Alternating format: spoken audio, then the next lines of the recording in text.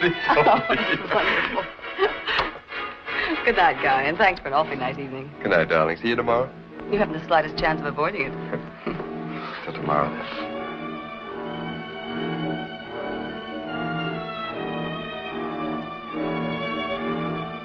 Night.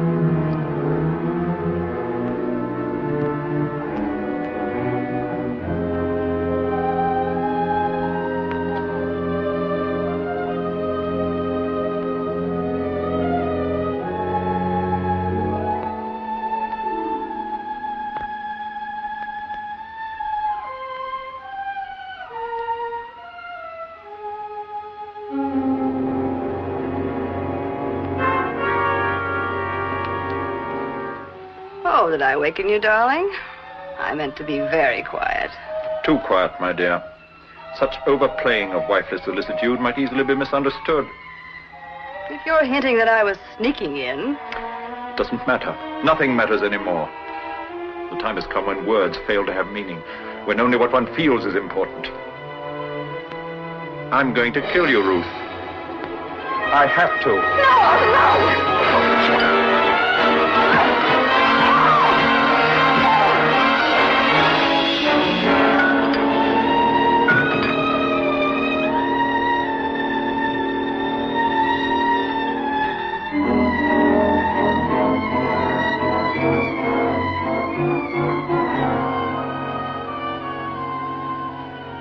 At that point, the dream always ends, Doctor.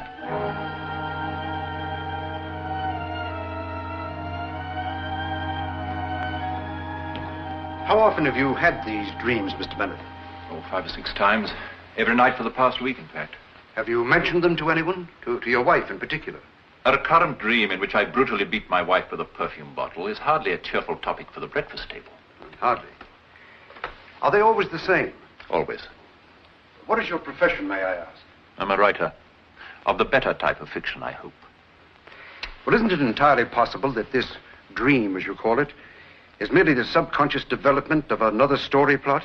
I rarely, if ever, dwell on the macabre, Dr. Redmond. Mr. Bennett, I'm going to ask you some personal questions. Now, you understand, of course, that anything said here will be treated in the strictest confidence. Well, I don't know. Miss Kramer's entirely trustworthy. She's been with me 4 years, so I should know. Very well, Doctor. I'll do my best. Well, first, how is your health? Physically, I'm quite fit. Mentally? Mentally, I'm frightened to death. Doctor, do you think it possible that I might slip my cable some night and... Actually murder your wife? Yes. It's possible. Fortunately, you had the good sense to take the matter in hand in time. Now tell me, are you unduly worried about anything? I'm worried about this dream. I suppose you'd call it a fear dream. There's no such thing as a fear dream, Mr. Bennett. There are only wish dreams. You telling me that I wish to kill my wife? Well, not consciously, perhaps. But your subconscious mind could be entertaining such a thought. Nonsense. I love my wife. Perhaps. And all men kill the thing they love. Some do it with a bitter look, some with a flattering word. Or a quart-sized perfume bottle? Less romantic, but just as practical. Your reasoning is quite as bad as your rendition of Wilde, Dr. Redmond. I resent them both equally. I apologize for the poetry, but not for my reasoning, Mr. Bennett. Does your wife return your affection? It is my honest conviction that she hates me thoroughly. Faithful? Is she? I wouldn't know. Perhaps you covet your wife's jewelry. Now, wouldn't I look fine walking about with $100,000 worth of jewelry adorning my person? You could convert that jewelry into cash if you happen to need money. Do you? Frankly, yes. However, I can always get an advance from my publisher. Anything else? Would you like to know the color of my father's hair? Or my favorite breakfast dish? Kippers, if that's any help. That's all for today, thanks. But I would like you back again on Thursday at 4. I suppose I can manage it. By the way, Mr. Bennett, do you occupy a bedroom with your wife? Now look here, Doctor. I mention it merely as a precaution. Sleep in the guest room if you have one. You can make some excuse. I grasp your point. Yes, I think I can manage it. Good. See you on Thursday. Thank you. I must have a talk with his wife. Call her, please, and if she isn't in, leave word that it's imperative that I see her at once. Tonight, if possible. Yes, sir. I hope you didn't mind my little lie. About the 4 years? Well, if I'd said you'd been with me only 4 weeks, I'd have scared him off. Doesn't matter.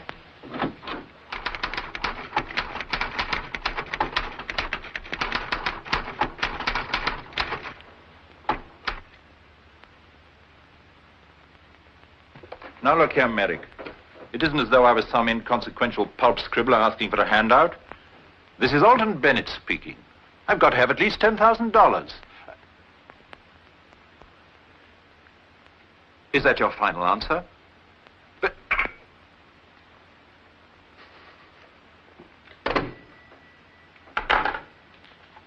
Nonsense, you've plenty of time. Oh, Billy, I really should be getting Oh, back. come in for a minute.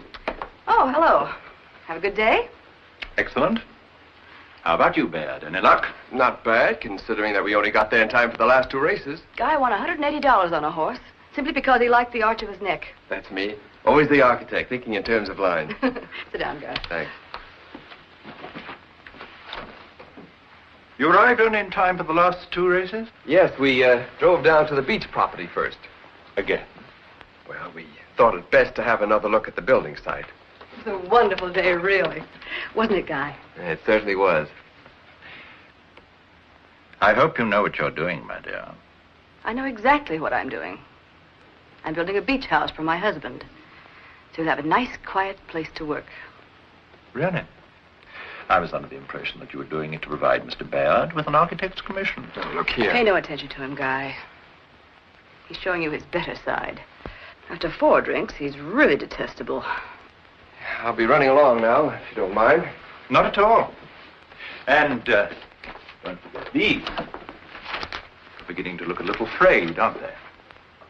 What is the life expectancy of a set of blueprints, anyway? Sorry. Pick us up at 8, Guy. We're stopping by the Mallory's first for cocktails. All right. You're in excellent form tonight. I'm looking forward to a most enjoyable evening. I'm sorry to disappoint you, but I'm not going. You don't expect me to stay at home? Oh, no, my dear. I wouldn't dream of depriving you of the opportunity of making a vulgar display of yourself. Go ahead. Deck yourself out like some cheap little carnival biddy. You're so obvious. You hate my jewels because you can't have them. Stop encouraging Bayard. In what way? Well, you know I haven't the money to build this beach place. You've got to forget it. Oh, that. I thought you were going to say I had to stop seeing Guy.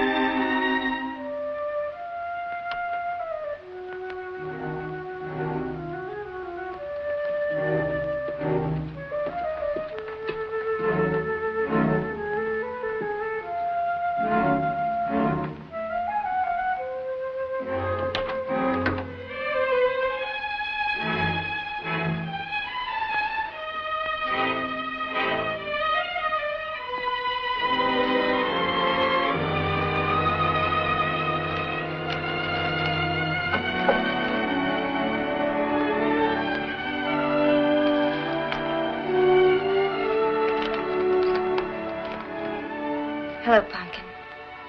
Do you miss me? I love you.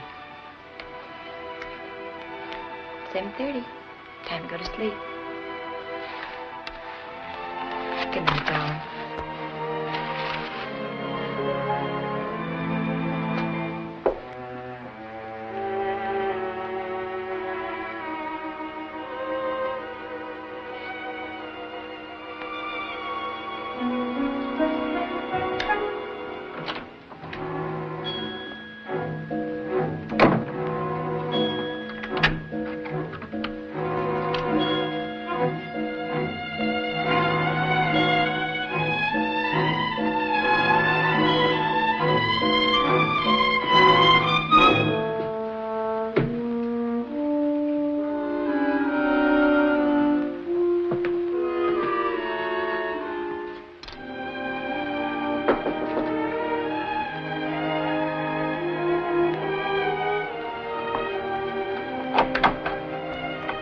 Hello, Carl. Hello, kitten. Come on in. Thanks. How are you tonight? Tired. Oh, maybe you don't feel like a show. My feelings have nothing to do with it. Dr. Redmond wants me back at the office at 9 o'clock for an interview. Again? What's the matter with that boss of yours? Doesn't he have a home? He hasn't much of one now. His wife is still in Santa Barbara. Why don't you take off your coat and relax while I fix us something to eat? Well, I won't have time to go out. You like chow mein? Like it. I invented it. Good. Turn on the radio or play a record or something. Thanks. Coffee or tea? Oh, tea sounds swell.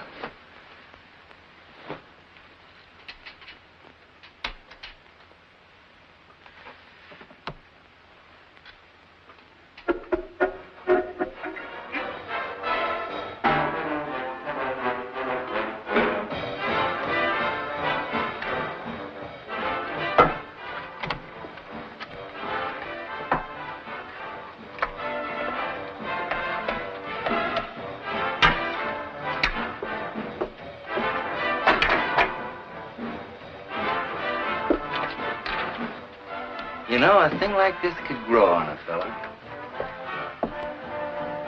Music, home-cooked food.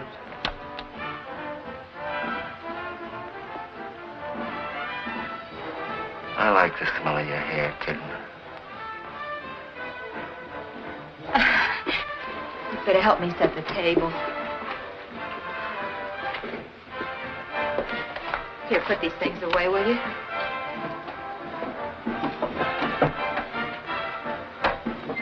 What gives with you? Meet any interesting crackpots today? Our clients are not crackpots. They're mental cases. Okay, mental cases. How many wives with guilty consciences did you interview? None. Today was husband's guilty conscience day. There was one in particular that was out of the ordinary. Yeah? He dreams every night that he beats his wife to death with a perfume bottle. Oh, I suppose that means he's suffering from a suppressed hatred of his mother-in-law or something. Dr. Redmond seems to think that he has his wife's jewels on his mind. His subconscious mind, that is. They're worth $100,000.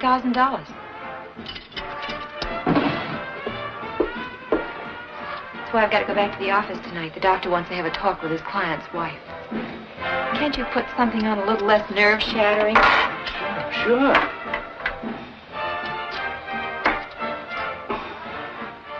Anything new in the detective business today? Well, a fellow came in to see me about framing his wife for a divorce action. You couldn't be such a heel. Why not? It's a legitimate racket. Racket is right. Next thing you know, you'll be stealing pennies from blind old ladies. The blind old ladies I know don't have any pennies. You should have stayed on the police force. At least you were in good company. There's no future in it. When you're 43, you make sergeant. $3.18 a month. That isn't money. Well, I guess you're old enough to know what you're doing. Sure, I know what I'm doing, kitten. I'm after fancy dough. I'll show you what I mean when I get paid off for a job I did last month. That reminds me, honey, I almost forgot something. Will you give me 5 minutes? Yes, but not any longer, because Things will be ready then. Word of honor, kitten. 5 minutes. Papers, papers. Get your paper. Daily Globe. Paper, mister. Paper, paper. The last edition, paper. Paper, paper. The last edition, paper. Open up, Charlie.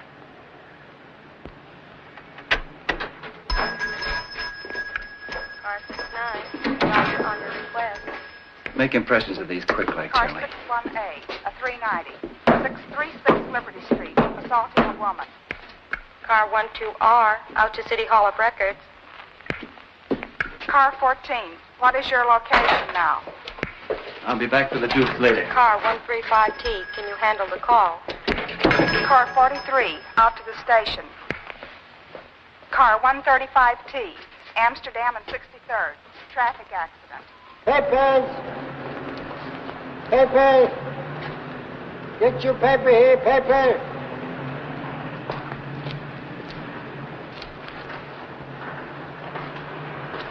Paper, yes, sir.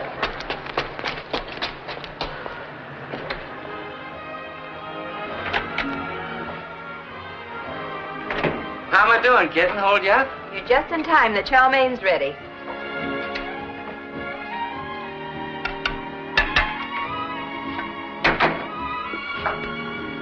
We'll have to hurry or I'll be late. Yeah. Why, Carl, how nice.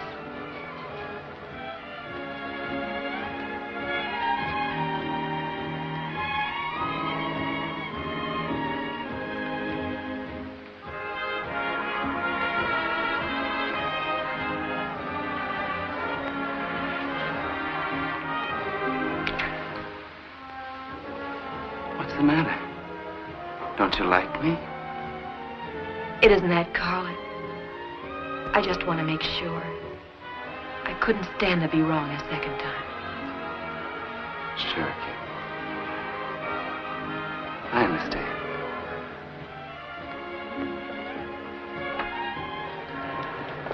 It's just 9 now. I'd better step on it. You want me to stick around? You'd better not. It'll be pretty late. Thanks for walking over with me. The pleasure's all mine, kitten.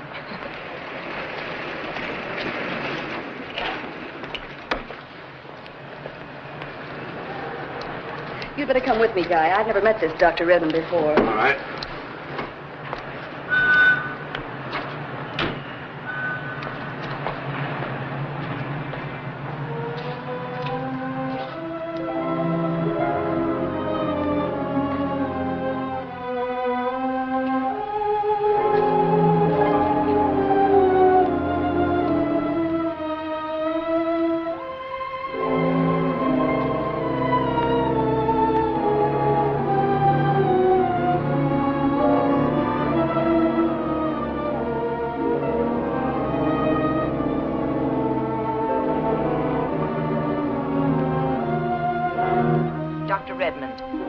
See you on Thursday.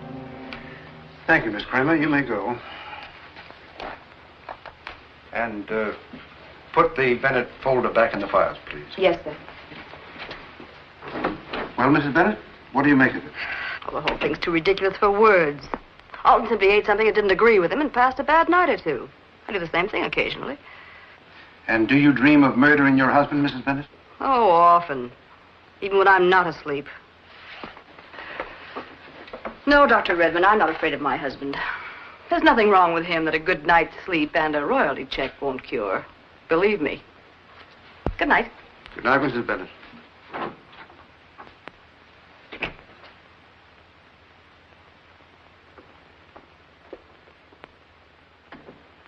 Well, what's it all about if I'm not being too personal? It seems that my husband is troubled by a recurrent dream in which he beats my brains out with a perfume bottle. You don't mean it. At least that's what this Dr. Redmond, or whatever his name is, says. Rather frightening, isn't it? I've heard of such things, but this is the first time I've ever... You don't think there's any truth in what that man says, do you? How would I know? Does he have any explanation for this dream your husband is having? Yes, something about Alton wanting my jewels. You mean they're real? They're insured for $100,000. 100,000? what do you know? And all the time I thought they were 5 and dime glitter. Just to make the lady look pretty. Make me feel like a corpse already. I'm sorry, I didn't mean to. Well, I have a feeling I'm going to drink much too much tonight.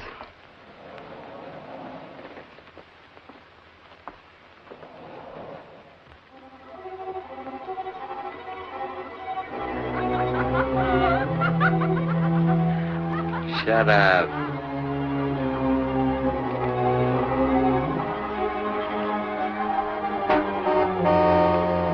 Quiet.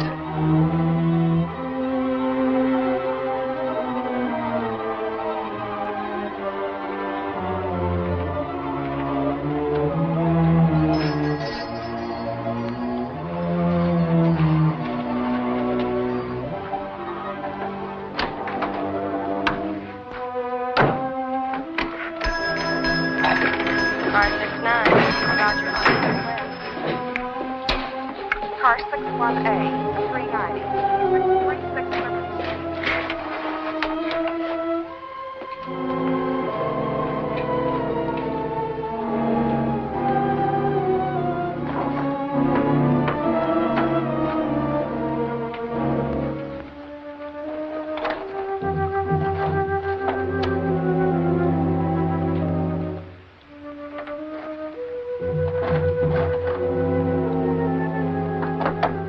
Nice haul, eh, Charlie?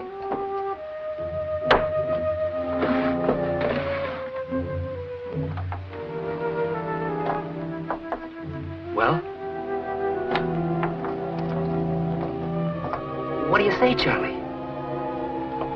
Well, these little ones, I'll give you $1,100. Well, what about the other pieces? If you're smart, you'll dump them in the nearest ash can. What's the matter with you, Charlie? You going crazy? Just playing it safe, kid. There's a murder rap hanging over this junk. What do you mean? That's right. Murder.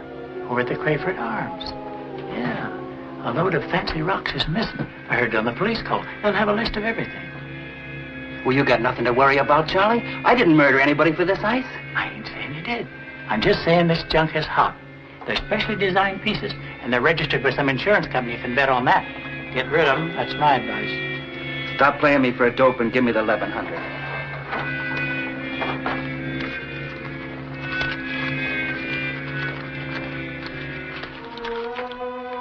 Play it smart, like I said, fast. You're not talking to a cluck, Charlie. You're talking to a guy who knows all the angles. I got everything all planned out. Very, very carefully.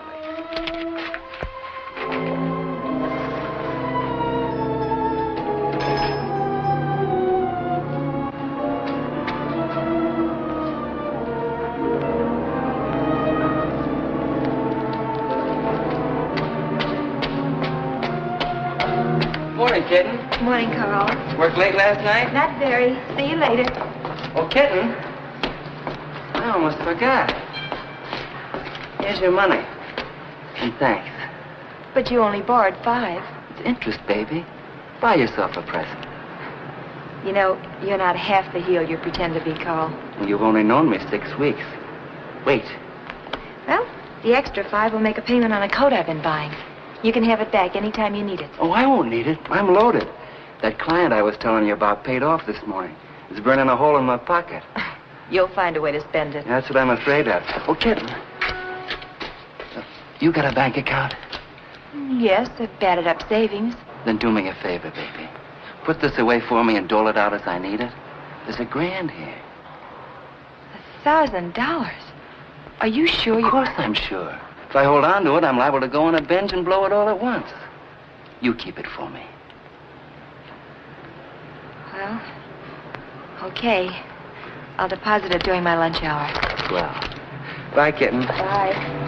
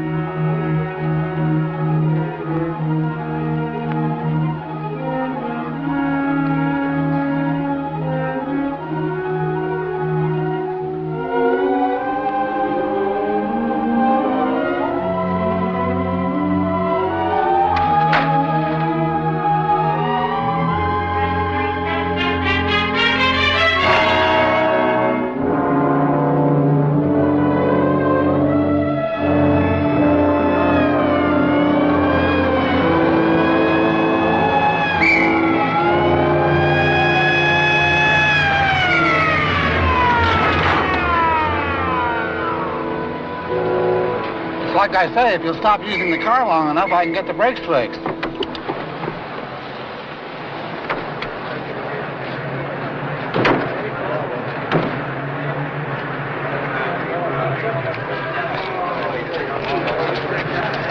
What do people do? Stand around and wait for a murder? I'm sure all these people... Dawson, homicide. They've been waiting for you. Yeah, I know. I grabbed a couple hours sleep last night. I won't let it happen again. Dale, homicide, too. Photo. Take it, friend. All right, stand back, folks. Come on.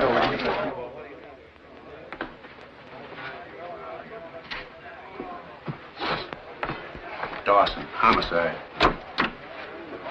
Don't fool around with that. Let's get upstairs and get the bedroom stuff. Hey, now. No, sir, you can't come up here. You heard what the officer said. You all must stay downstairs. Why does everybody hear about these things before we do? Well, is this strictly an invitational affair? Or can anybody horn in? Where's Wilson? Here, Lieutenant. I was just locking the service door to keep anybody from leaving. Oh, are you sure everybody's here? We don't want to overlook anyone, do we? You're Alton Bennett, I take it. You take it correctly. I'm Lieutenant Dawson, Homicide Bureau. That does not excuse your bad manners. Kindly take off your hat and stop shouting. Sorry. Lieutenant, coroner's deputy's here in the ambulance. Okay. Would you mind taking us upstairs, Mr. Bennett? All right.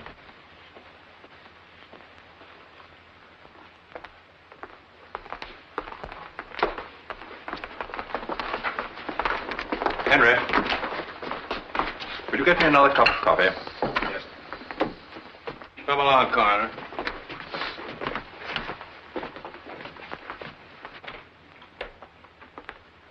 In that. Stick here, Sergeant. Keep that mob outside.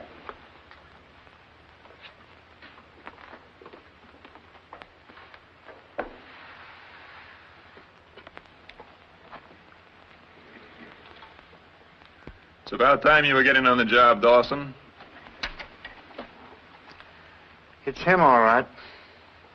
No, not you again. It so happens that my company holds a policy on the lady's jewels. Okay, Cooper. If there is a stick pin missing, you'll be notified through the proper channels. Now beat it. Your slip's showing. Okay, fellas, get to work. See if you can establish the time, Guard. $100,000 policy, Lieutenant. And the jewels are missing. That perfume bottle was undoubtedly the lethal weapon. I have a hunch you'll find some interesting prints on it. Thanks for the apple. What time was your wife's body discovered, Mr. Bennett? About 7:30 this morning. By you? No, by the maid. Who was the first to notice that the jewels were missing? The maid.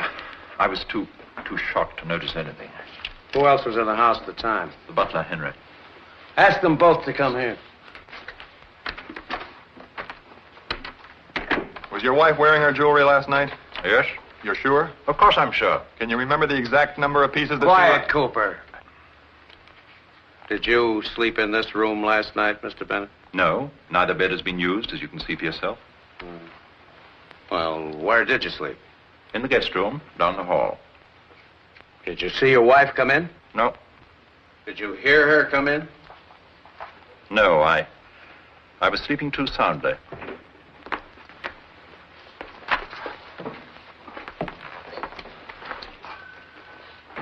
When was the last time you saw your wife wearing her jewels, Mr. Bennett? I think it was about 8:30 when they left the house, wasn't it, Christine? Yes, sir. Who do you mean, they? My wife and a Mr. Guy Bayard. Friend of the family? Not exactly. He's an architect whom my wife had engaged to design a beach house. I see. Where can he be reached? Well, I think he has an office in the Swope Studios in Chatham Place.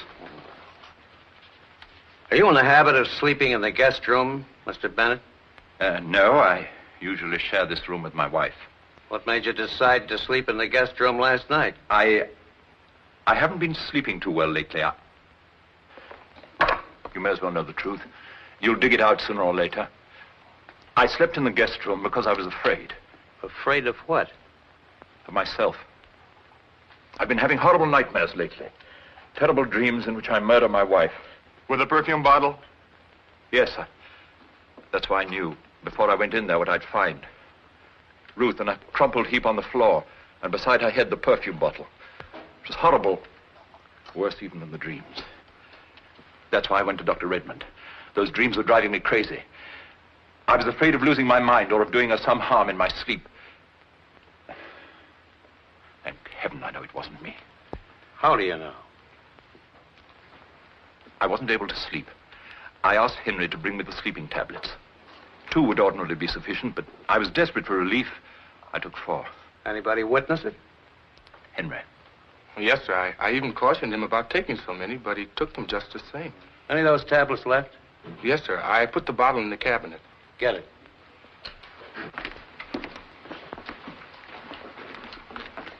I'd say she's been dead about 6 hours, Lieutenant, which would place the time of the slaying around 2:30.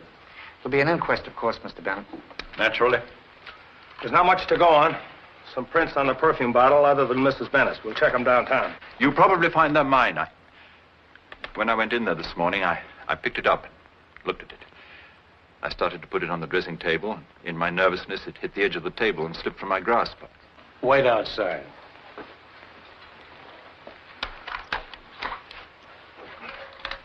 When necessary, take 1 for relief. Take 2... In this dream of yours, Mr. Bennett, did you have any particular reason for murdering your wife? Jealousy? Or jewels? You know what I mean?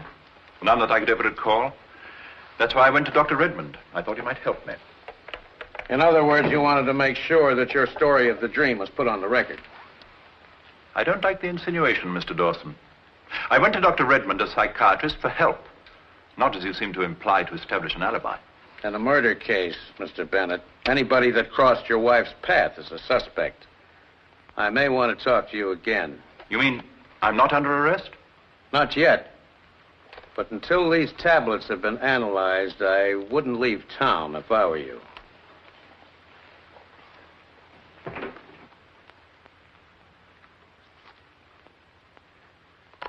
Get Bennett's prints. Check them at headquarters. Yes. Cover the maid and the butler, too. What have you got to say, Lieutenant? Is Bennett guilty? Your guess is as good as mine. What's the name of the boyfriend she was out with? Guy Bayard, an architect. What's Bennett's alibi? Overdose of sleeping tablets. You guys want an angle? Yeah, sure. This is a dilly. Bennett claims he dreamed he murdered his wife every night last week. So he went to a psychiatrist to find out what it meant. Oh, boy, what a story. Hey, boss, you think maybe I'll have time to get the brakes fixed now? Stick here. Sure, Lieutenant.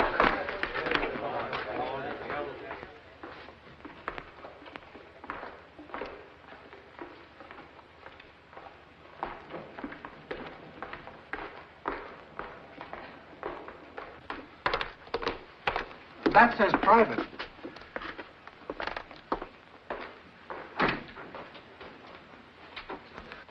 It's about time, Lieutenant. The doc doesn't feel so hot. I just broke the bad news. That's very kind of you, Mr. Cooper.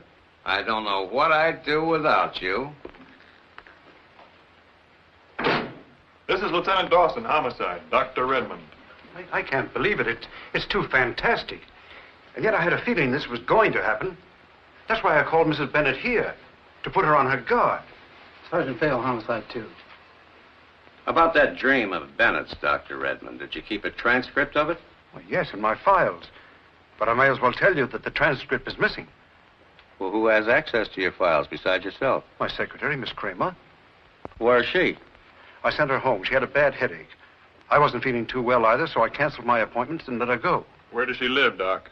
On Green Street, just off Broome, 414, I think. How long has she been gone? Nearly half an hour. Did that have anything to do with canceling your engagements? Well, yes, it did. I had a little accident last night. That's what I'd like to hear about, Doc. Last night. Where were you between midnight and, say, 4 a.m. this morning? At home in bed. Can you prove it? It'd be more difficult for you to prove that I wasn't.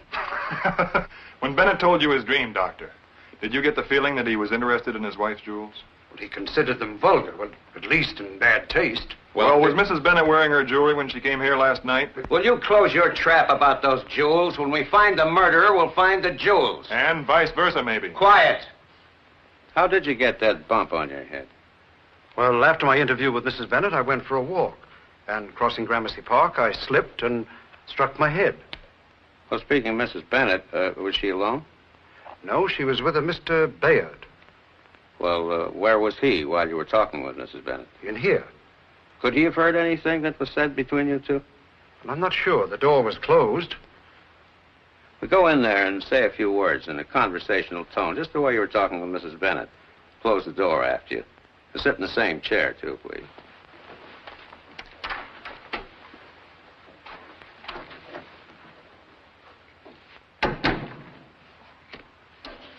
Now, all kidding aside, Cooper, who tipped you off? Like I told you, Bill, I had your desk wired. If I ever find a leak in my office, somebody's gonna lose their job. Well, don't look at me. Now, don't get your ulcers in an uproar, Bill. The desk clerk at the Crayford Arms is a friend of mine. He tipped me off the moment the call went through. Until this dream period is over, Mrs. Bennett, I advise you not to antagonize your husband. I'm afraid you don't realize how serious his condition is. You hear me? We heard you all right, every word.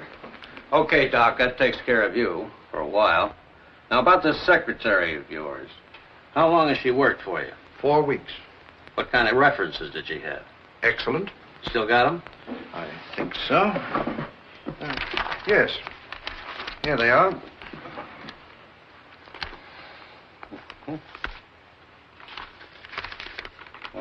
You know anything about her family? No, nothing. She came from Los Angeles. It's funny you'd hire a strange girl that you didn't know and give her access to the secrets of those files without thoroughly checking on her references first. What are you driving at? They're forged. All signed by the same hand. I don't believe it. Whether you believe it or not is true. You're not going to bother Miss Kramer, are you? Why not? Well, good heavens, man, surely you know who killed Ruth Bennett. No. Who? Why, her husband. You hear that, Coop? The doc here said... Where is that guy? Well, what are you standing there for? Let's go. Papers, read all about it.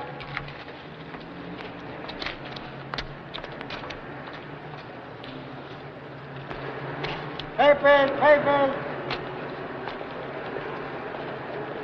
Read all about it.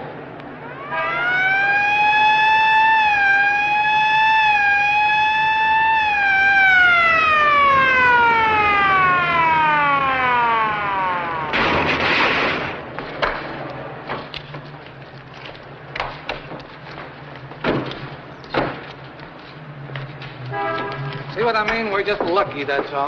Hey, how about this? Talk to him. He's the driver. Hey, what are you picking the guy on me for? You can't fool around with these taxi cab companies. They'll sue you. They'll sue the city, but with me. Here I am, standing here, minding my own business. These cops come along. I ain't mad at anybody. Believe me, I'm not. And now what am I going to do about the boss? It's the third time this week I got hit. I'm sure I'm going to have to get paid. I know that. Let's see. 2B. Hey, C3. Oh.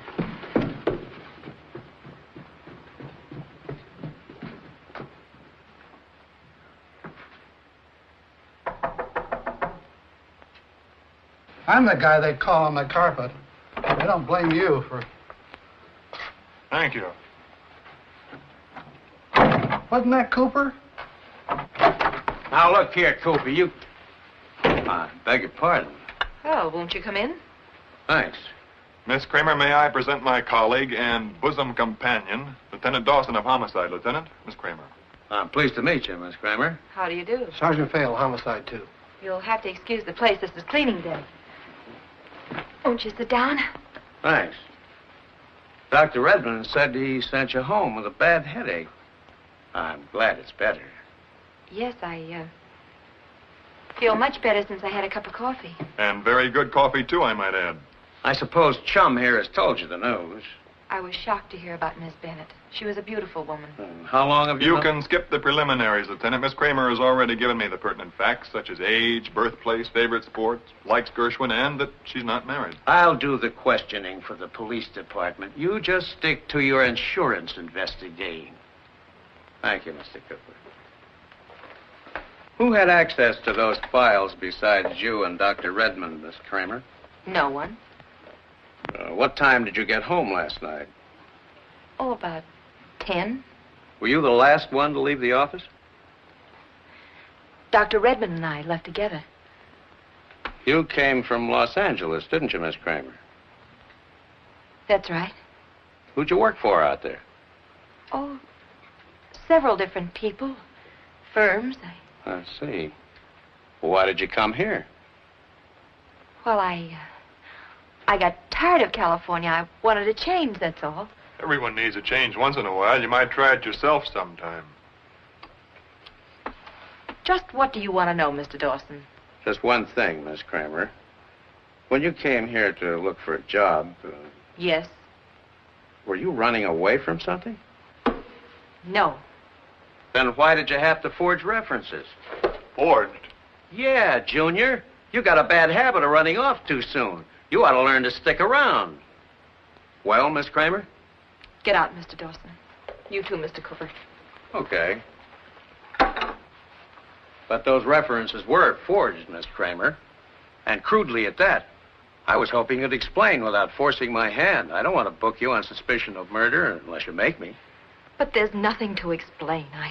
I had to leave California in a hurry. I needed a job, and I couldn't get one without references, so I had some made up. Well, how'd you get the job with Dr. Redmond, Miss Kramer? Through a friend of mine who lives right here in this building. What's your friend's name? Benson. Carl Benson. He lives right down on the second floor front, 2A. Thanks. Thanks a lot, Miss Kramer. Come on, Sergeant. I'm sorry. I wish that there was... There isn't. See you again sometime. I hope. Well, do you still think she makes good coffee? I thought her explanation for those references made pretty good sense. Don't let those lymphodorbs of hers throw you, son. She hasn't told half of what she knows yet. Oh, we might as well check with a friend while we're here. Wait downstairs. Hey, do you think I'd have time? No, I guess not.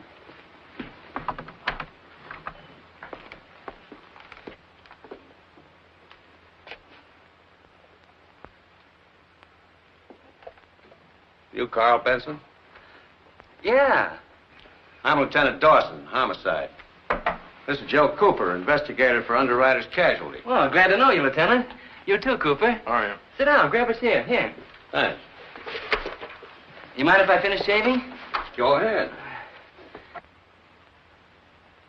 What can I do for you fellas, if anything? You know the Kramer girl upstairs? Sure. Nice kid. Not too bright, maybe, but a very sweet personality. Why? Know anything about her background? Well, not much. She moved in here about 6 weeks ago. You ever hear her say anything about serving time? Nah, she's straight. What's the matter?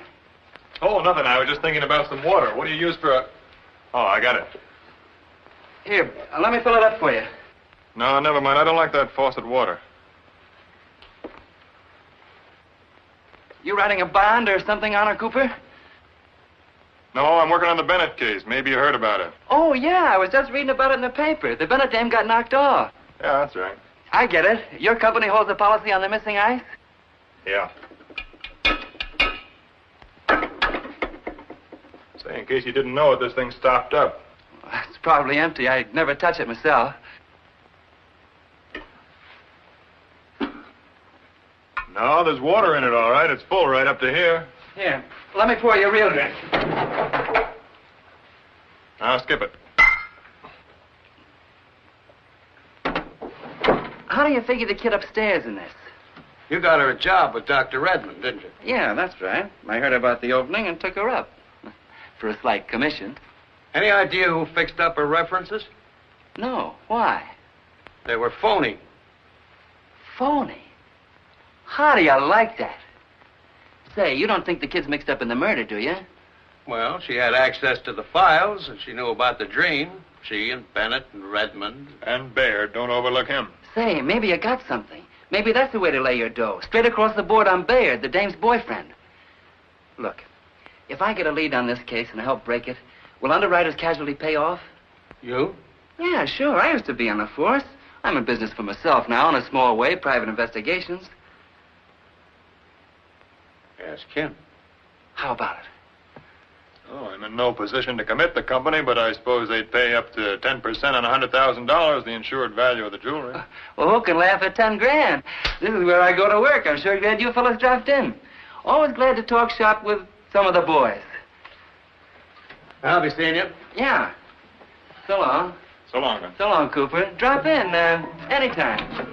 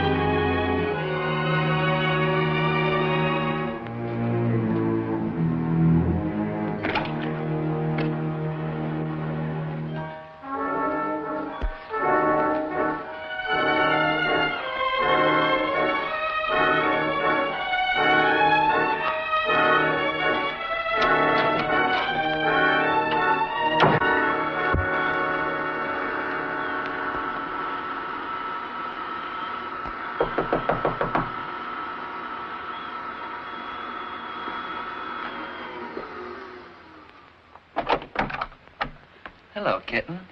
Heard you vacuum. How come you're home today? Dr. Redmond wasn't feeling very well. He canceled all of his appointments and gave me the day off. May I come in? You don't mind if I go on with my work? No. Go right ahead. They didn't try to push you around, did they? Who? Those dicks. Did they talk to you, too? Yeah, they tried to pump me, as if I'd put out anything. I told them you were a straight kid. Well, there's nothing else you could say under the circumstances, is there? Well, I wouldn't have anyway, kitten. Not for all the tea in China. Thanks, that makes us even. Because I didn't tell them that you furnished me with the forged references either.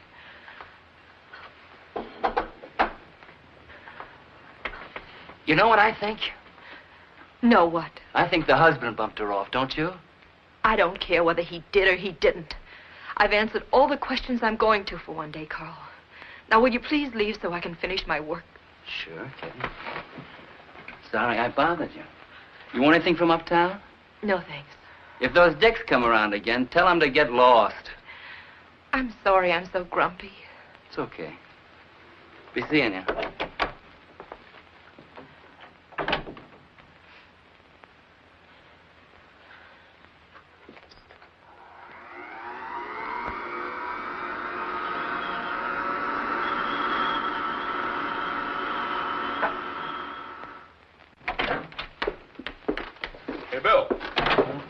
Take a look at these. What do you got? Photostatic copies of the Bennett woman's jewelry taken from the insurance policy. I've had copies distributed to all the pawn shops, and if just one piece of that turns up, we're set. You mean to tell me a woman wore all that junk on her at one time? Well, it's disgusting, but true. I got Bayard inside. Let's hear his story.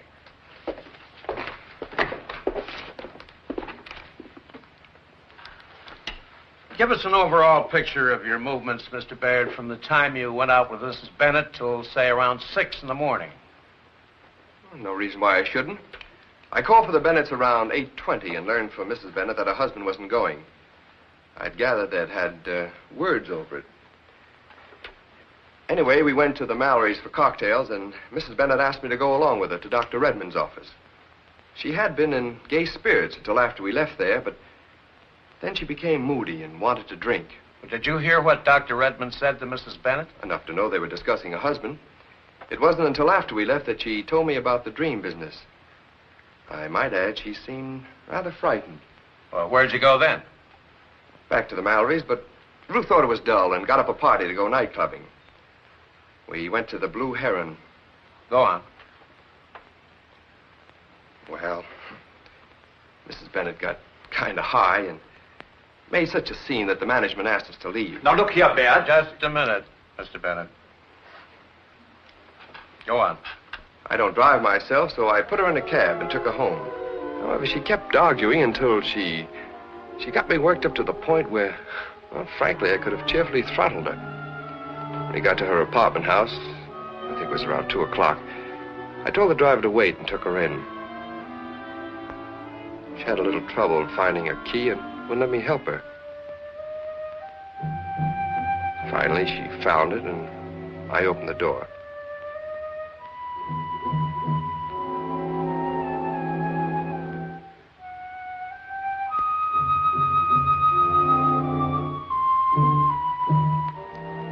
Put her in the elevator. She still wanted to argue, but I left her there and went out.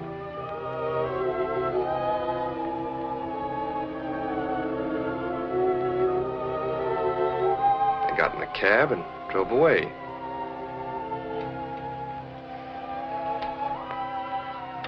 That was the last time I saw her, Lieutenant. Well, where'd you go then? Home. Was Mrs. Bennett wearing these when you left?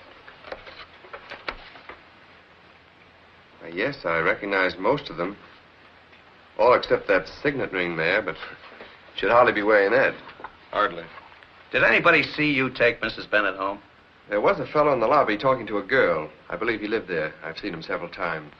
He might have recognized me. Recall his name? I don't believe I ever heard it. Well, I guess that's about all, for the time being, at least. Thanks for coming down, Baird. Not at all.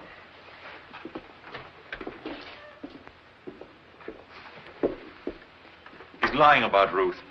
I've never known her drink to excess. Well, you could check his story at the Blue Heron easy enough. I shall.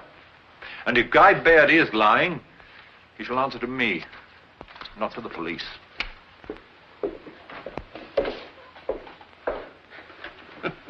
The more I see of him, the more I feel he's putting on a terrific act. If I just had one good bit of evidence. That signet ring, Bill. Mrs. Bennett wasn't wearing it, and yet it's missing.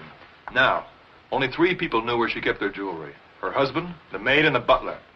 You can toss out the last 2. They go home at night, and I've checked their story. It's airtight. Well, so is Bennett's. I had those sleeping pills analyzed, and 4 of them would knock you out like a snoot full of ether.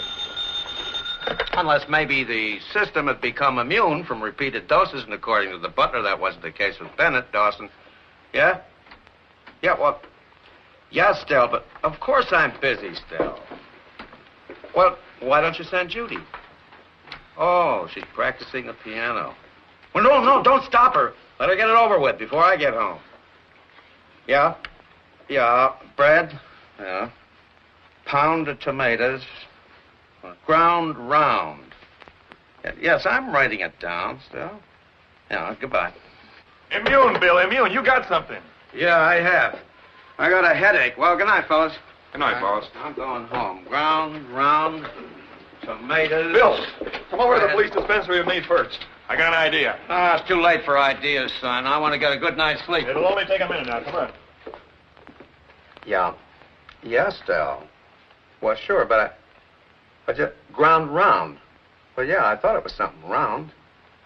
Well, sure, I wrote it down, Stell, but okay, be home right away. Look, Doc, this catalytic agent business is all very interesting, but if you don't mind, forget it a minute. Now, what we want to know is this. Could Bennett have taken anything before he took the sleeping pills to counteract their effect? Say, that's a very interesting point you bring up. Now, will you step on it, Doc, please? The butcher shop's closed at 6 o'clock. How many sleeping tablets did Bennett take? He took 4. Mm-hmm. Yes, if he had taken 2 benzodrine tablets, 5 milligrams each, before taking the sleeping tablets wouldn't have had any effect on him whatsoever. Well, then Bennett's our man. The doc here's just busted his alibi wide open. Yeah, but did you ever hear of this stunt being pulled before? No, but I'm sure it's possible. Have you got any of these benzodrine tablets handy, Doc? Oh, sure, we have some of them. Well, then let's try it on me. I don't mind being a guinea pig. Where are they, Doc? Oh, I got them right here, but I got to make out a prescription, you know. Here we are. There, 2 benzodrine. You know, Bill, this is very, very interesting. In all the years that I've been in the dispensary, I don't remember a case like this coming up. Do you? Yeah, it'd be very interesting if I got home without the groceries. Now, where are those sleeping pills that you analyzed for Bill? Oh, I got them right here. Let's see. Yeah, Exhibit 22C. Can I have 4 of them? Oh, well, okay, Bill? Well, yeah, give him anything he wants. All right, there you are. 4. Will you join me, Lieutenant? I don't mind if I do. If they're on the house. Sure. But you can skip the benzodrine. I want to get a good night's sleep.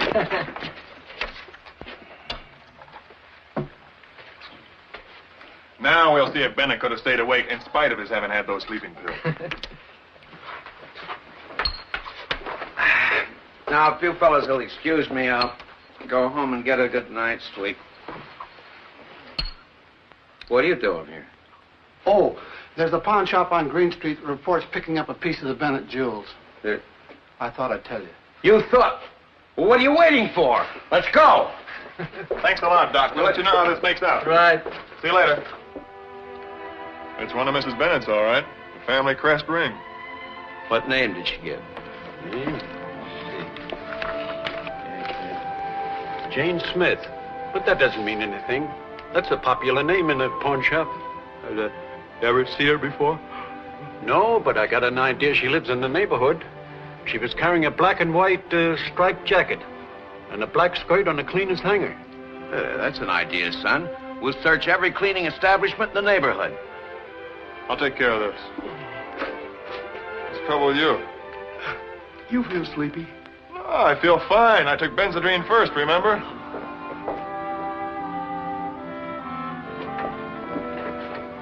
No, I'm sorry, but we haven't had a black and white sports jacket lately. Why don't you take your friend home and let him sleep it off? It's a good idea, ma'am. Come on, Father. Curfew's ringing.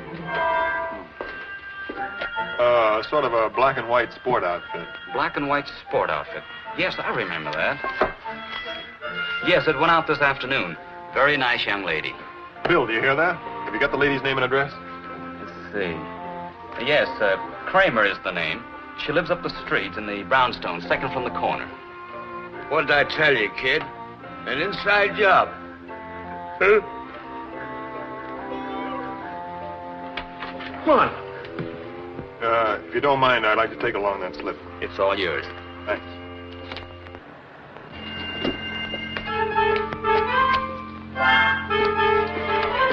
Hey, fellas, come and get him. Take him home and put him to bed. Let him sleep it off. He's going to be hopping mad. He missed his dinner. He's going to be hopping mad he missed the Kramer girl. I'll phone the old buzzer tomorrow. Phil, tell him, don't let him out of your sight. Sure, Sergeant. I never knew the boss to take a drink. I don't get it. Come on, Lieutenant, let's go.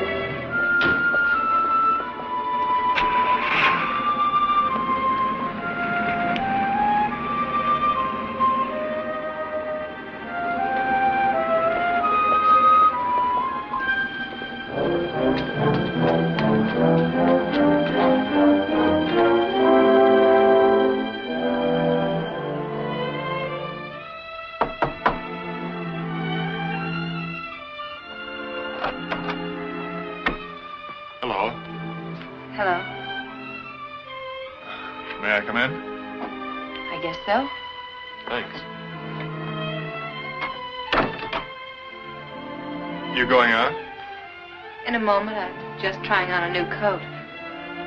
It's very pretty. Thanks. Well? I'd like to talk to you for a bit. Won't you, excuse me a minute?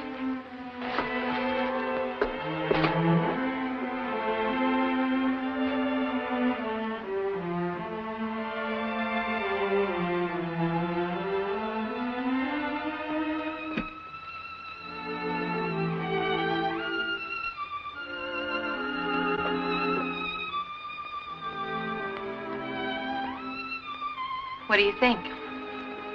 She's lovely. You know, there's a look about the eyes that... She's my, well, I was going to say she's my baby, but she's quite a young lady now. 3 years old. You're very lucky. I think I am. Where's she now? In California with my mother. I'm going to bring her here as soon as I can afford to. Well, Mr. Cooper, what is it you wanted to talk to me about? Lots of things, including the Bennett case.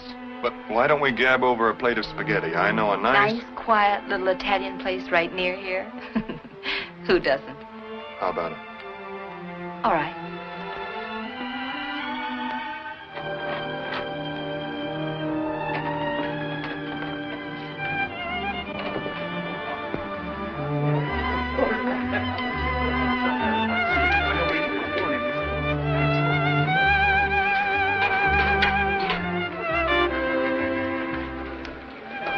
Everything is all right? Fine, thanks. Say, there's a copper named Wilson hanging around outside. Take him a sandwich or something with my compliments. Si, subito. Cigarette? Thank you.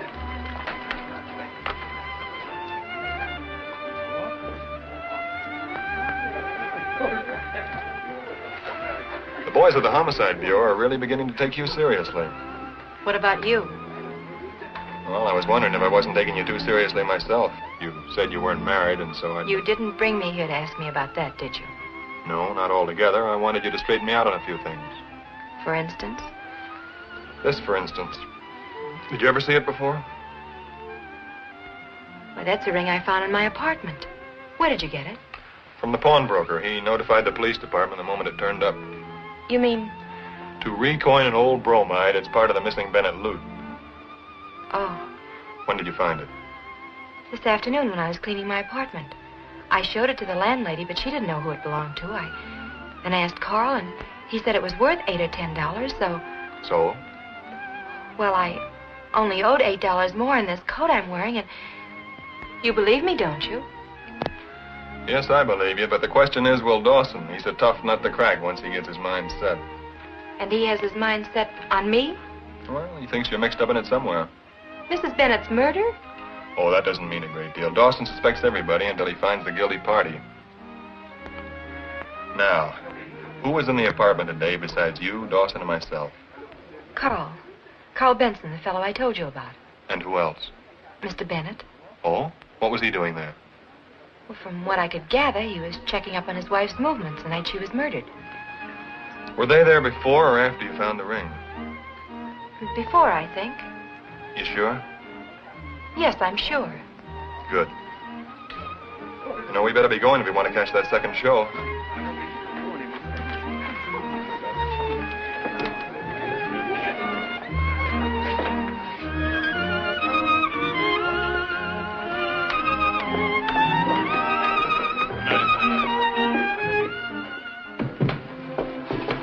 I told you how she got the ring. Oh, please, chum. You're not going to swallow that story about finding it in the chair.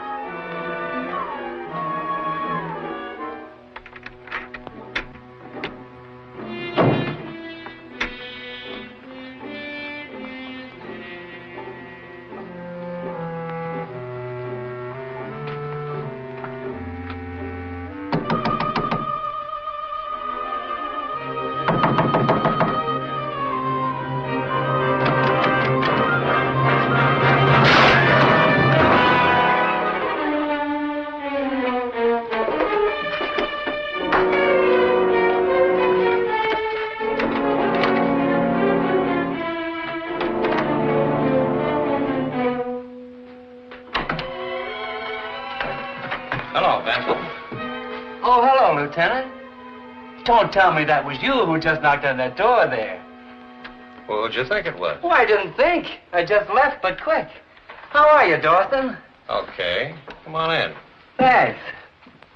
Hiya, fellas. How you doing, Benson? Fine. Smoke? No, thanks.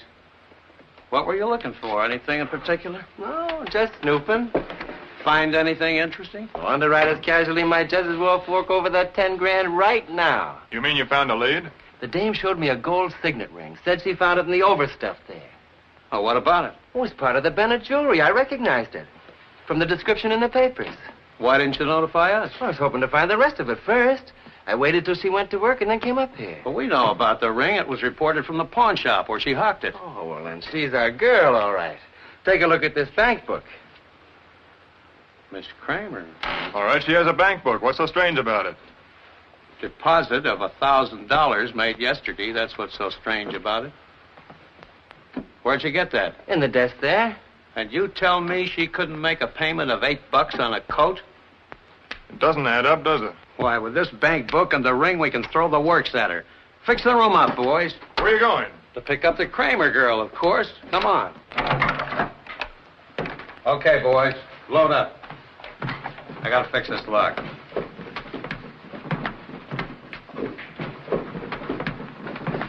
So long. See you later, Benson. Yeah.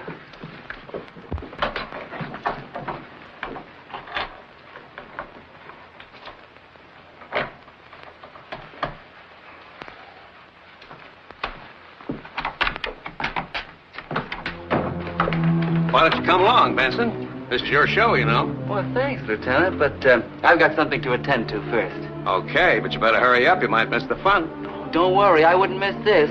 Not for $10,000, I wouldn't. I see what you mean. So long. So long. Come in and close the door, Benson.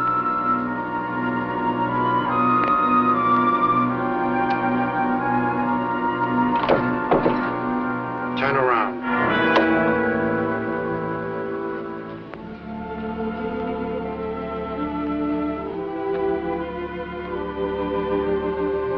So you did remember me, Doc. I was wondering if you'd tie me up with the Kramer kid and those references. Took me a little time, but I remembered. You can turn around now. And you can put that gun away. You're not going to shoot anybody. That depends, Benson. You know what I want. You don't think I'd be sap enough to bring the junk here, do you? Then get moving and take me to it. Put that away and sit down. You and I are going to talk business. I'll make you a proposition.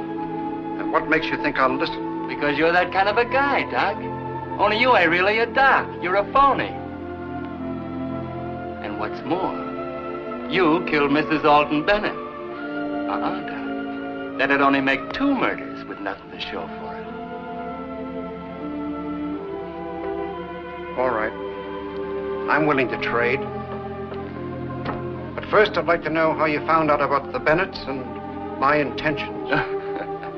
It was kind of funny how it happened. I stole Bennett's dream from your files and started out to do the job myself. I didn't know you had the same idea. I was waiting for the Bennett dame to come home when I discovered that somebody else was tailing her. I didn't know it was you at first.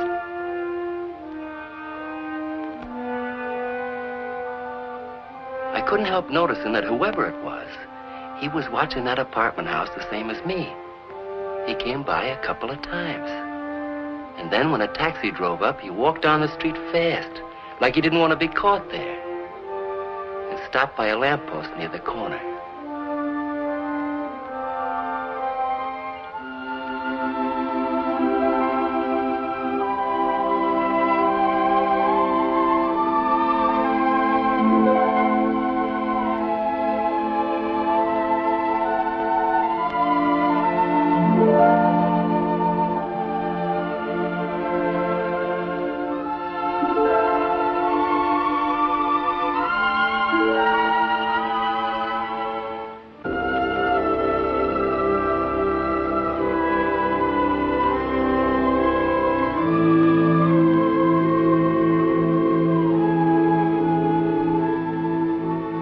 Didn't know it was you, Doc.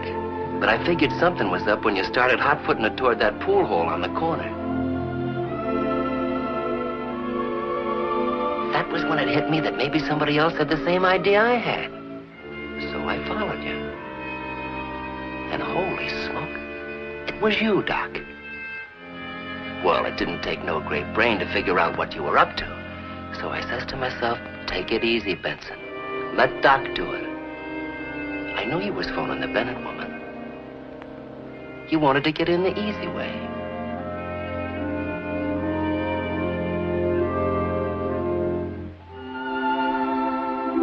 When you got back, there I was ready for you. With an armload of groceries I picked up in an all-night delicatessen, remember?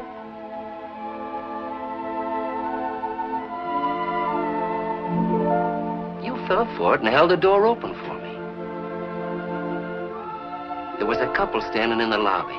Remember the dame saying no in 14 languages?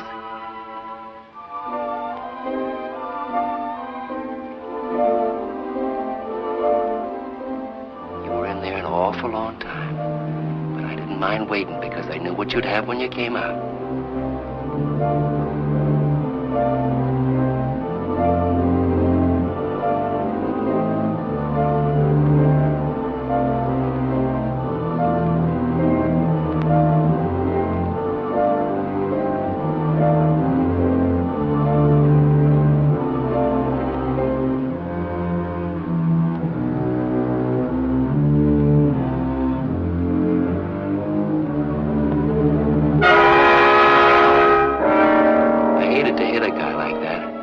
I guess it didn't hurt too much.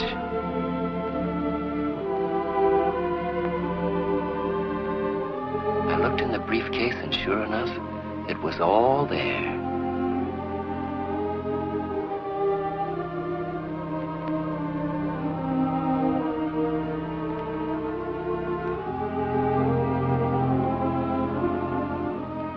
Why did you kill her, Doc? Why didn't you just tie a handkerchief over your mug and stick her up? Afraid she'd recognize you? Never mind about that. Where's the jewelry? We'll get to that later. First, we have an understanding. Do we or do we not stick together? Stick together for what? Well, look, the police will keep stumbling around until they dig up something. Maybe on you, maybe on me. So? So, we need somebody to hang this on. We build a case against the Kramer kid. A good case, but not too solid. I've already laid the groundwork. At the right time. At the right time, the police find the stolen jewelry in Kramer's apartment and she takes the rap.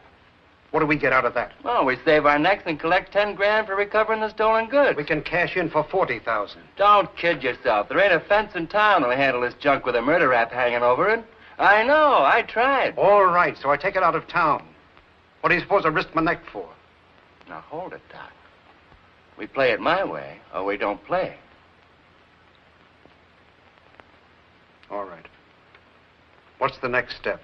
Tonight, bring me those phony references I fixed up for the Kramer kid. It'll take more than forged references to pin this deal on her. I don't need them for that. I've got the Bennett jewels, remember? I want those references for myself. Now, get out.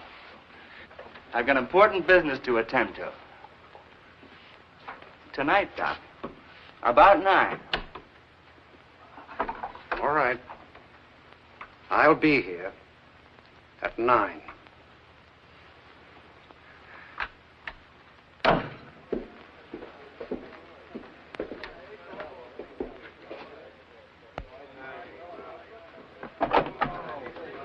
So you worked for this Los Angeles doctor 4 years. And then he died. Yes. This looks like an all-night affair. I think I'll call the missus and have her put the dinner in the oven. From natural causes, I suppose. Well, come on, Miss Kramer. What killed him? He committed suicide. Oh, he committed suicide. Are you sure he wasn't murdered? He left a note. He left a note, but he didn't leave anybody that could give you a reference. Is that it? Dr. Citron worked alone. Well, what's the matter with his wife? Why couldn't she give you a reference? She didn't like me. You and the doc weren't two-timing her, were you? No. Don't get tough, Dawson. You'll give the department a bad name. I never get tough. You know that. Miss Kramer, you deposited $1,000 in your bank account yesterday. That's right. Where'd you get it? I told you. Well, tell me again. Carl Benson gave it to me to deposit for it. Well, what do you say to that, Benson? Carl. Well, Benson? Well, I appreciate the compliment, kitten, but I never had $1,000 at one time in my life. Carl, this is no joking matter. Well, I'm not joking, kitten. You gotta think up a better one than that. Miss Kramer, I give you one more chance to change your story. Where did you get the money? I told you. He gave it to me yesterday morning. He said he was afraid to keep it, that he might spend it all at once. Carl, you know that's the truth. Look, fellas, I've known this kid only 6 weeks. Now, I ask you, I'm dumb, sure, but do you think I'd be dopey enough to trust her with $1,000 if I had it? Carl, you don't know what you're doing to me. These men think I'm mixed up in the Bennett murder. That $1,000, that money. Please tell them you gave it to me. I'm sorry, kitten. If you'd tipped me off in time, I'd have cooked up a story for you. But hitting me cold like this, what else can I do but tell the truth? Why, you... You take over, Wilson.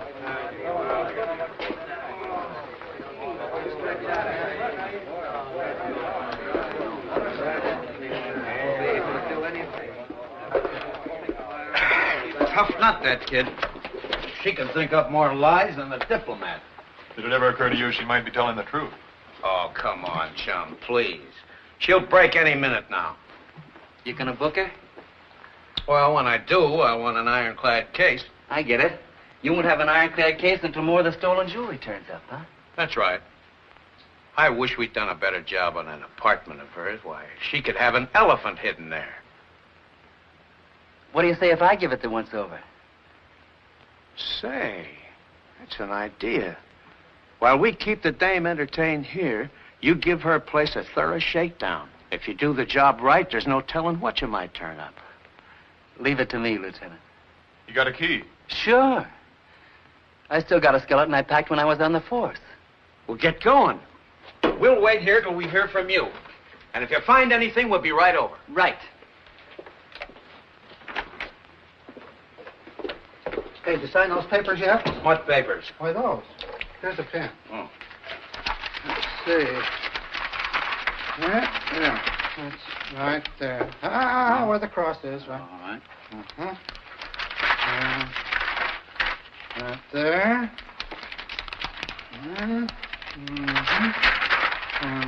There. No, not there. That's where I sign, right there. All right. One more. One more, right there. Huh? Thank you. Hey, what is that? It's the requisition for the brakes. Huh? Oh.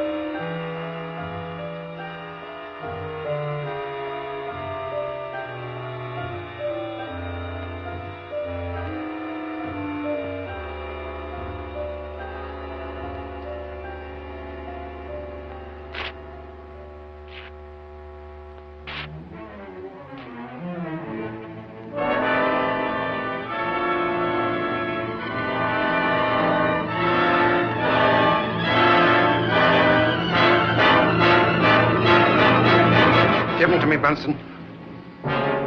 Tie him up in the handkerchief and hand them to me. Don't be a fool, Doc. This junk will land you in the chair. I mean business. Hand them to me.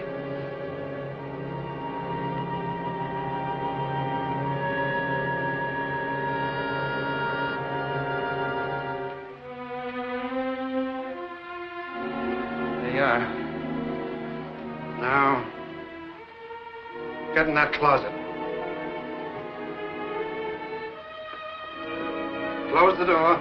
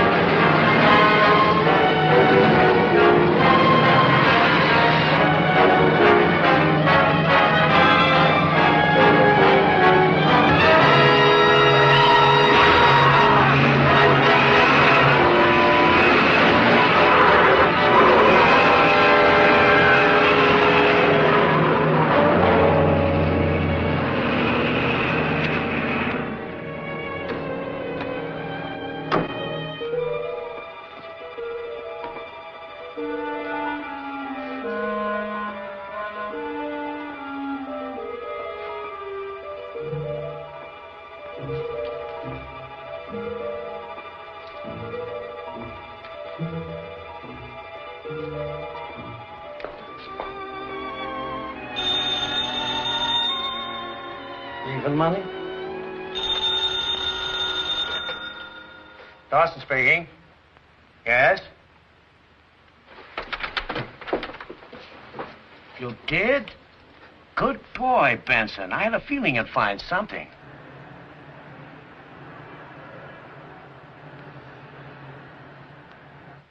In the overstuffed chair, huh? Well, what do you know? Now, look, Benson, we want the girl there when we recover the jewelry. We'll let her go and then stake out her place. When she goes in, we'll give her a little time and then we'll pick her up. Understand? Right. Turn the Kramer girl loose. Okay, Chief. Barry, pick up your people and we'll meet you over there.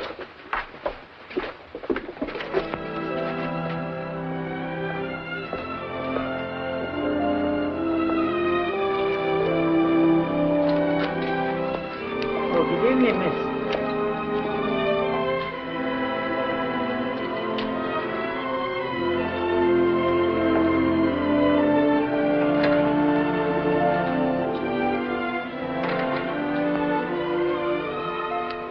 We'll give her 5 minutes.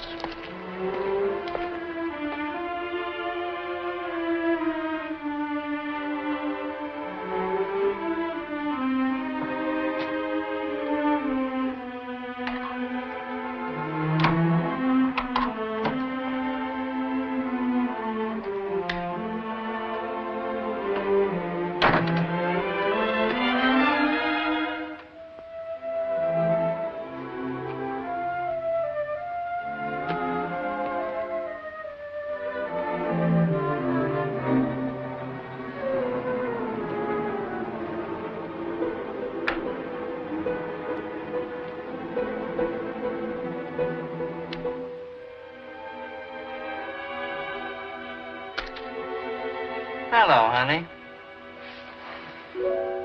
Carl, what are you doing here? Waiting for you, kitten. Want to talk to you. After what happened today, I don't want to have anything more to do with you, ever. Get out. Take it easy, kitten. I want to do you a favor. I can just imagine. I mean it. I know a lawyer who works angles. If you give me that $1,000 you banked for me, I can get him to take your case. Oh, so that's it. You want your $1,000 back. Well, you're not going to get it. Not now. You told Lieutenant Dawson you didn't give it to me, remember? Better give it to me, kitten. Not if my life depended on it. That's just it. Your life does depend on it. I don't see how. I still don't understand. Stop playing dumb, kitten. You know what's in that chair just as well as I do.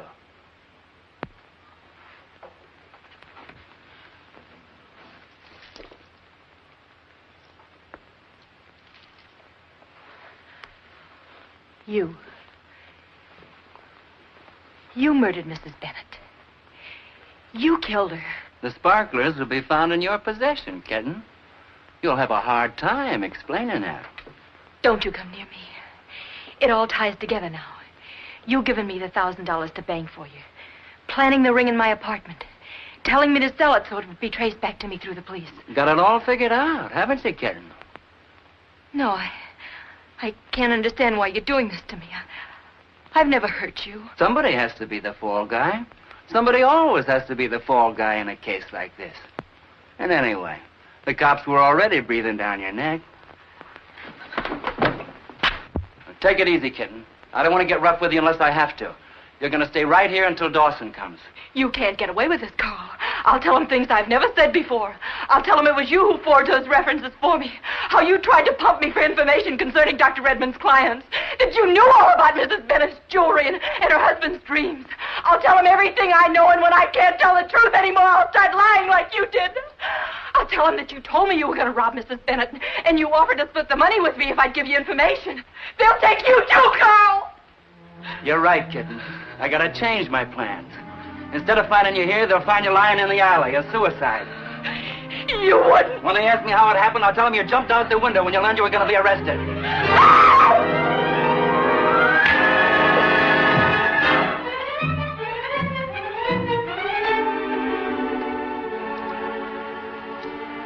All right, boy, let's go. Coop, you cover the fire escape with Fail. You fellas come up with me.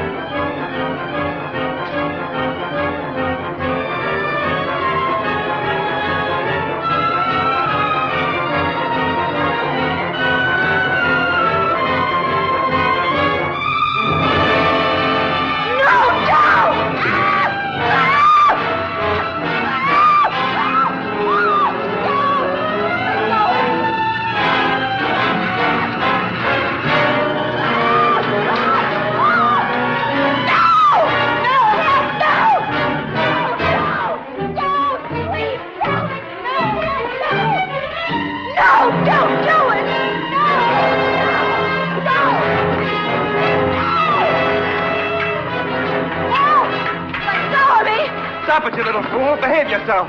Don't jump. Don't jump. What'd you do that for? That's all I could do to stop her. The crazy little fool wanted to kill herself. Let's take her downstairs.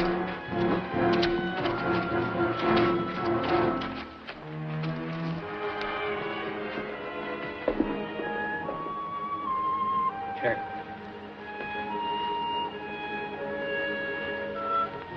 Check. There, have some more water.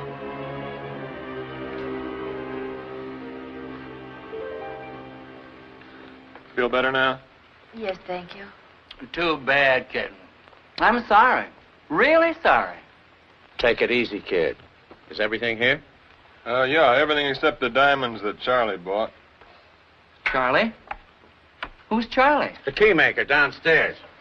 We've been watching him a long time. This afternoon, we picked him up. Only 6 weeks in town and she locates a fence. Brother. Oh, no. Charlie didn't buy them from Miss Kramer. No? Then who? Sergeant, get Baird. Mr. Baird, please. Mr. Baird, did you ever see this man before? Yes, he's the same man I saw loitering near the entrance to Mrs. Bennett's apartment building the night I brought her home. Thanks. That's all. Hey, wait a minute. What's going on here? Thale, bring in Mr. Boyd and Miss Lake. No. Mr. Boyd, Miss Lake, please. Miss Lake, Mr. Boyd, did you ever see this man before? Why, yes. You showed us his picture in that lineup of policemen who'd been dropped from the force. Of course. He's the man who came in the Crayford Arms lobby with a bundle of groceries. I'm positive.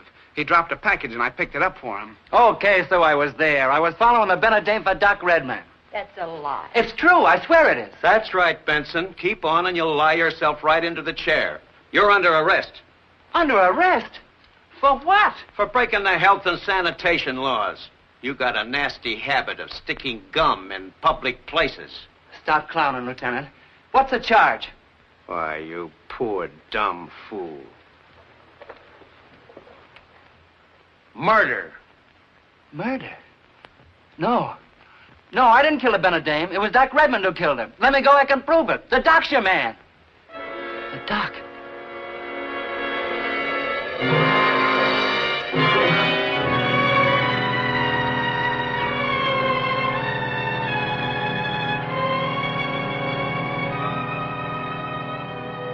He's dead.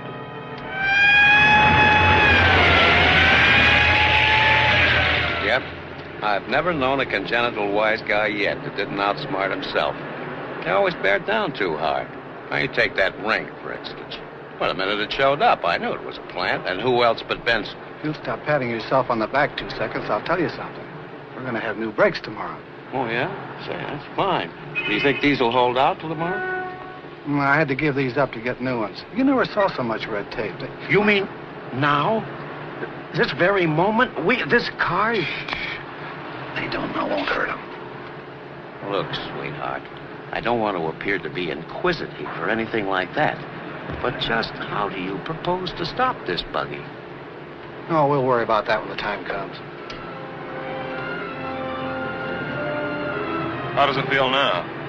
I feel like I've had Novocaine. You think you could eat something? I know a great big Italian restaurant on 3rd Avenue. Oh, time's come. Start worrying.